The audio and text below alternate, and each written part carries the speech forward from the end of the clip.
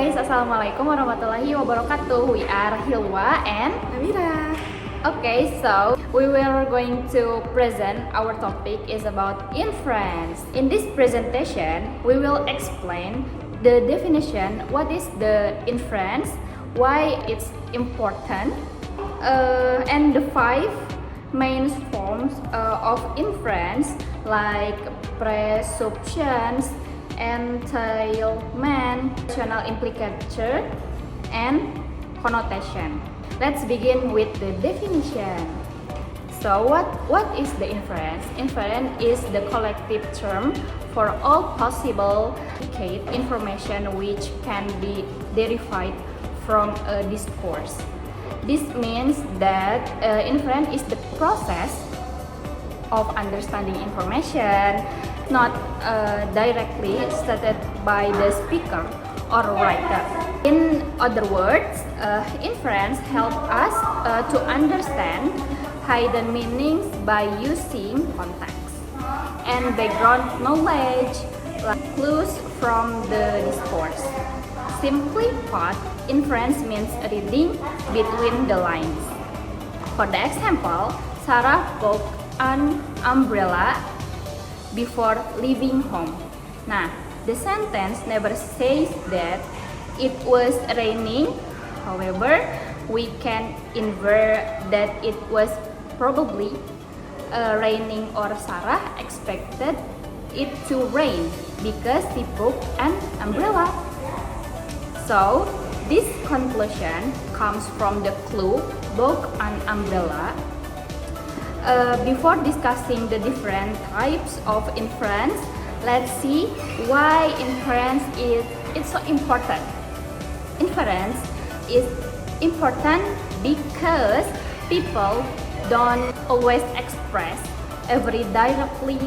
By making inference, we can understand hidden meanings, avoid misunderstanding, and then improve our reading and listening comprehension, and communicative effectively. Inference also help us to readers and listeners connect ideas by using context and prior knowledge. Okay, so now I would like to hand over the presentation to my partner is Namira, who will explain the 5 main forms of the inference. Okay, thank you, Hilwa. And now I will explain the 5 main forms of the inference. The first one is presupposition. Well, presupposition is information that is assumed to be true before a sentence is spoken. For example, the sentence John stopped smoking. So the sentence presupposes that John used to smoke, although it is not directly stated, and listeners naturally understand this information. So the second is entailment. Entailment is information that must be true if the original sentence is true. For example, Lisa bought an umbrella.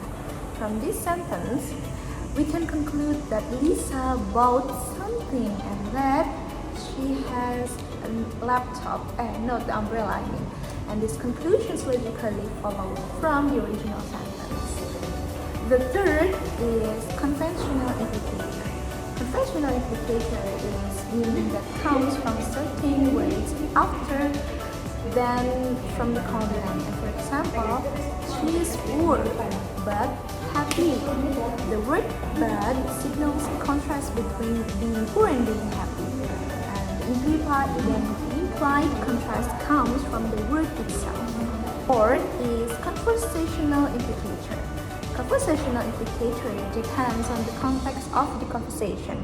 And for the example, when the speaker A say, are you coming to the party? And B say, I have an exam tomorrow. So speaker B doesn't directly say no, but we can infer that B will probably not attend the party because of the exam. And finally, the connotation.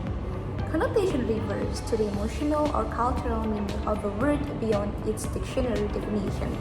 And for example, the word slim and skinny both describe thin person. However, slim usually has positive meaning while skinny often has negative meaning. Okay, so to conclude, inference is the ability to understand implied meaning from a discourse. The five main forms on difference are presumption, entailment, conventional implicature, and connotation.